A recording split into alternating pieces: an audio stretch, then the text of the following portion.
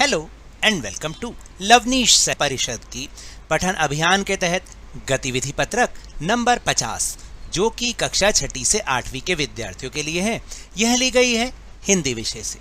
और जानते हैं आज की ये जो वर्कशीट है एक बहुत ही महान शख्सियत पर आधारित है। आज हम हर जगह सुनते हैं कि इस चीज़ का आविष्कार उस पश्चिमी देश ने किया, अमेरिका ने किया, फ्रांस ने किया, इटली ने किया।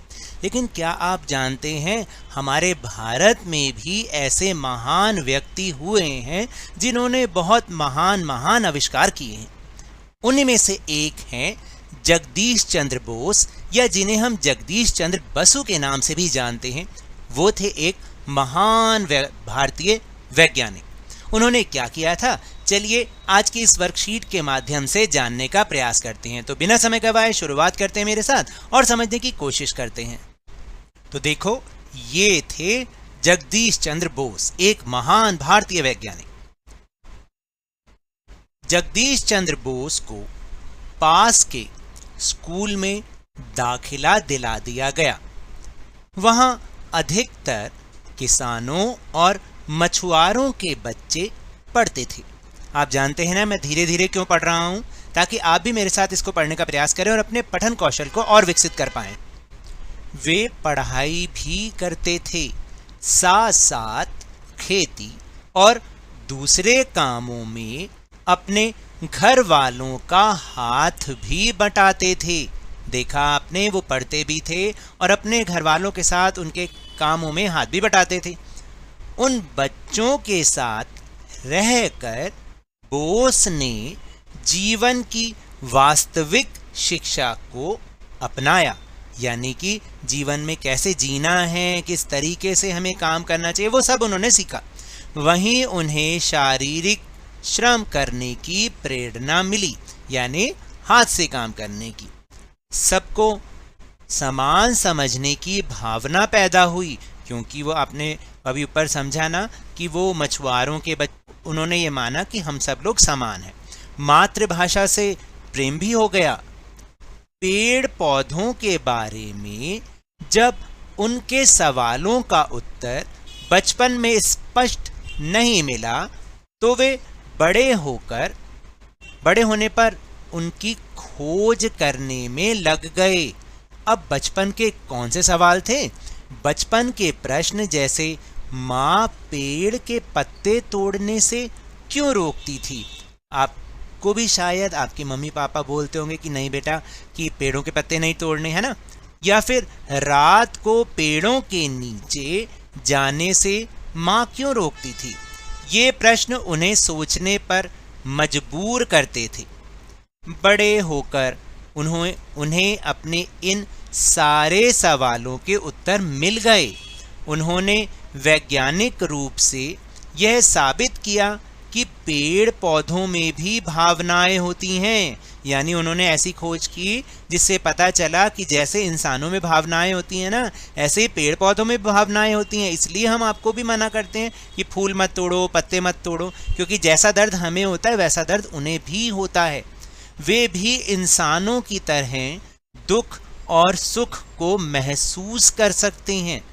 अब आपको पता चला, अपनी जिज्ञासु प्रवृत्ति के कारण आगे चलकर, प्रवृत्ति का मतलब होता है आदत, आगे चलकर उन्होंने अपनी खोजों से पूरे संसार को चकित कर दिया, यानी हैरान कर दिया।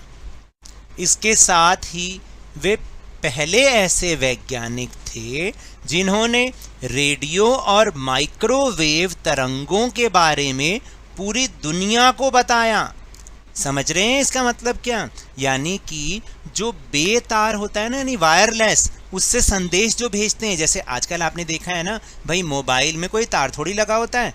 आप यहाँ से फ़ोन करते हैं और जिसको फ़ोन करना होता है उस तक आपका संदेश पहुँच जाता है। तो ये जो इस तरीके की खोज है, उन्होंने पहली बार दुनिया को बताया था। वो बात अलग है कि ये खोज किसी और के नाम है, लेकिन सबसे पहले उन्होंने ही ये बताया था। जिस समय देश में विज्ञान से संबंधित खोजें नहीं के बराबर होती थीं, उस समय बहुमुखी प्रतिभा के धनी जगदीश चंद्र बोस ने अपनी महान खोजों का लोहा पूरी दुनिया में मनवाया था, मतलब अपने समझदारी, अपनी बुद्धि का परिचय पूरी दुनिया को दिया था। रेडियो विज्ञान के क्षेत्र में उनके महत्वपूर्ण योगदान की वजह से उन्हें रेडियो विज्ञान का पितामह व जनक भी माना जाता है। अब आप समझे कितने महान थे हमारे ये वैज्ञानिक जगदीश चंद्र बोस जी। चलिए अब इन्हीं पर आधारित कुछ क्रियाकलाप, कुछ प्रश्नों को उत्तर देने का प्रयास करते हैं। पहला प्रश्न है कि किन सवालों के जवाब जगदीश चंद्र बसु को बचपन में नहीं मिले? तो इसका उत्तर होगा, देखिए, निम्नलिखित सवालों के जवाब जगदीश चंद्र बसु को बचपन में नहीं मिले। कौन कौन से? जैसे माँ पेड़ के पत्ते तोड़ने से क्यों रोकती थी और रात को पेड़ों के नीचे जाने से क्यों रोकती थी। फिर दूसरा प्रश्न है कि जगदीश चंद्र बोस ने मानवता की भलाई और विकास के लिए कौन कौन से आविष्कार किए? तो देखिए, जगदीश चंद्र बोस के आविष्कारों ने यह साबित कर दिया कि पेड़ पौधों में भी जीवन होता है, उनमें भी मानव की तरह भावनाएं होती हैं। उन्होंने बेतार, ठीक है, बेतार यानी वायरलेस के द्वारा संदेश भेजने का भी आविष्कार किया था। फिर तीसरा प्रश्न, आपके मन में भी कुछ सवाल होंगे जिनके उत्तर संभवतः बचपन में आपको नहीं मिले होंगे।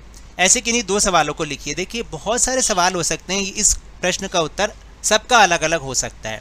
जैसे मेरे मन में तो ये विचार आते थे बचपन से कि तितलियां इतनी रंग बिरंगी कैसे होती हैं, कैसे हर तितली अलग अलग रंग की होती है, या फिर क्या एलियन होते हैं? मैं भी बचपन में यही सोचता था, है ना, और आज तक मुझे इसका सटीक जवाब तो मिला नहीं। फिर प्रश्न नंबर 4, जगदीश चंद्र बोस ने मानवता की भलाई और विकास के लिए अनेक आविष्कार किए। आप मानवता की भलाई और विकास के लिए क्या करना चाहेंगे? अपने विचार लिखिए। तो देखिए, मैंने यहाँ पर 2 विचार लिखे अपने, कि जैसे मैं एक ऐसी दवाई बनाना चाहूँगा जिसे पीकर इंसान को कोई बीमारी ना हो, और फिर मैं गरीब और बेघर लोगों को पढ़ा लिखाकर उनकी सहायता करना चाहूँगा। तो आपके मन में भी अगर कोई विचार आता है कि जिससे आप मानवों की, इंसानों की सेवा और भलाई करना चाहें, तो आप यहाँ पर ज़रूर लिखिएगा। और हम सबको ऐसा होना चाहिए कि हमें दूसरों की सेवा में ही अपना जीवन बिताना चाहिए।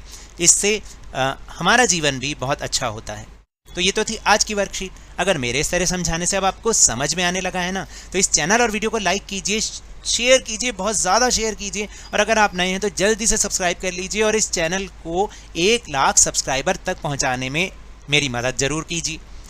लेकिन ये भी याद रखिएगा, टेलीग्राम ऐप पर भी हमारा एक चैनल है लवनीश सर की क्लास, उसको ज्वाइन करना ना भूलिए। और जब भी घर से बाहर निकलिएगा मास्क अभी भी अवश्य लगाएं। और जब भी आपकी बारी आए कोरोना का टीकाकरण ज़रूर करवा लें, क्योंकि कोरोना को हराना है और ज़िंदगी को एक बार फिर से सुहाना बनाना है। इसी उम्मीद के साथ बहुत बहुत धन्यवाद।